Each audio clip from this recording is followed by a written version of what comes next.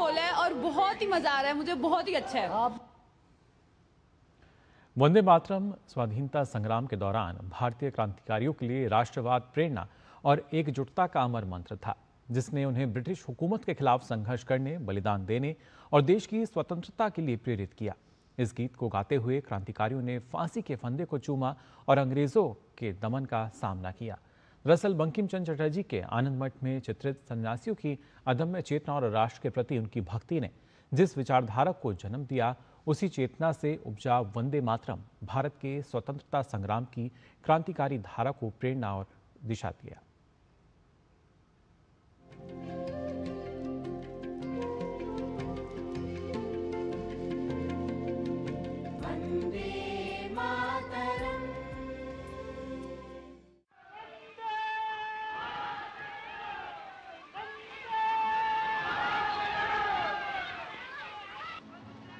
स्वाधीनता आंदोलन के दौरान राष्ट्रवादी क्रांतिकारियों ने अपनी सभाओं और संगठनों में वंदे मातरम के जय घोष को अंग्रेजों के खिलाफ युद्ध घोष बना दिया।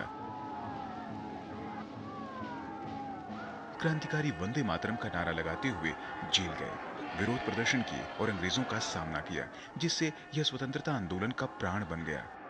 फांसी के तख्ते से लेकर गुप्त बैठकों तक यह नारा क्रांतिकारियों के होंठों पर रहता था। स्वतंत्रता संग्राम के दौरान बंगाल की क्रांतिकारी गुप्त संस्था अनुशीलन समिति ऋषि बंकिम चंद्र चटर्जी द्वारा आनंद मठ में रचे उनके गीत वंदे मातरम के आदर्शों से प्रेरित थी, जिसका एकमात्र लक्ष्य ब्रिटिश शासन को समाप्त करना था। प्रमथनाथ मित्र और सतीश चंद्र बसु द्वारा 1902 में स्थापित अनुशीलन समिति के सदस्यों के बीच वंदे मातरम का विशेष स्थान था।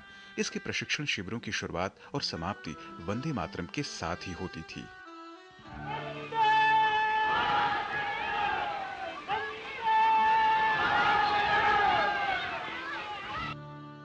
वहीं 1906 में बरीन्द्र घोष और भूपेंद्र नाथ दत्ता द्वारा स्थापित क्रांतिकारियों का एक अन्य संगठन युगांतर समिति का भी मुख्य उद्देश्य अंग्रेजों की गुलामी से भारत को स्वतंत्र कराना था। खुदीराम बोस, प्रफुल्ल चाकी, बाघा जतिन और बिनोय बादल, दिनेश जैसे अमर क्रांतिकारी इसी संस्था से जुड़े थे, जिन्होंने वंदे मातरम का नारा लगाते हुए अंतिम सांस तक मातृभूमि की रक्षा की और अंग्रेजों का विरोध किया। खुदीराम बोस जब फांसी के फंदे को गले लगा रहे थे, तब उनके अंतिम शब्द थे वंदे मातरम।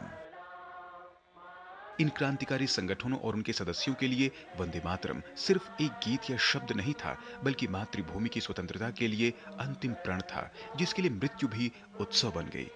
इन संगठनों से जुड़े क्रांतिकारी अपने अभियानों में वंदे मातरम को एक कोड, एक पहचान और एक प्रेरणा के रूप में इस्तेमाल करते थे। हर क्रांतिकारी ने इसे अपने संघर्ष, आत्मबल और बलिदान से जोड़ा। भगत सिंह और उनके क्रांतिकारी साथियों के लिए वंदे मातरम सिर्फ एक नारा नहीं, बल्कि मातृभूमि के प्रति प्रेम, स्वतंत्रता की लड़ाई का प्रतीक और आत्मबल का स्रोत था, जिसे वे जेल में, कोर्ट में और हर क्रांतिकारी गतिविधि में पूरे उत्साह के साथ बोलते थे। वंदे मातरम का जिक्र भगत सिंह की डायरी में भी मिलता है। भगत सिंह अपने पत्रों में वंदे मातरम से अभिवादन करते थे। वंदे मातरम शब्द उनके लिए कॉल टू एक्शन था, जो मातृभूमि के लिए सब कुछ बलिदान करने का प्रतीक था। वहीं चंद्रशेखर आजाद जब भी क्रांतिकारी साथियों को संबोधित करते, तो वो अंत में वंदे मातरम जरूर बोलते थे। वे इसे भारत की अस्मिता का प्रतीक मानते थे। साम्राज्यवादी ताकत से भारत को स्वतंत्र कराने के लिए मदन लाल ढींगरा, रामप्रसाद बिस्मिल, रोशन सिंह, राजेंद्र नाथ लाहिड़ी, रामकृष्ण विश्वास जैसे अनगिनत क्रांतिकारी वंदे मातरम कहते कहते फांसी के फंदे पर झूल गए।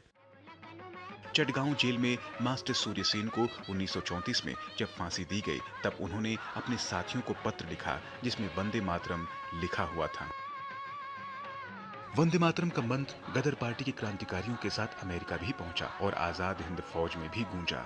यही नहीं, 1946 के रॉयल इंडियन नेवी की क्रांति में भी गूंजा, जब भारतीय नाविकों ने ब्रिटिश युद्धपोतों पर तिरंगा फहराया। वंदे मातरम में ठंडे खून को भी जगाने की जादुई शक्ति है, तभी तो श्री अरविंदो ने इसे भारत के पुनर्जन्म का मंत्र कहा। वंदे मातरम भारतीय स्वतंत्रता संग्राम के क्रांतिकारियों के लिए कोई सामूहिक औपचारिक गीत नहीं था, बल्कि यह देश की आजादी के लिए सर्वस्व त्याग का प्रतीक था। या खुदीराम बोस की मुस्कान, श्री अरविंदो की लेखनी, बारिंद्र घोष का संगठन, बाघा जतिन की बंदूक और भगत सिंह की विचारधारा में जीवित था। इसी का परिणाम रहा कि हर भारतीय के जीवन में यह गीत मातृभूमि के प्रति प्रेम और साहस के मंत्र के साथ ही बलिदान का संकल्प बन गया।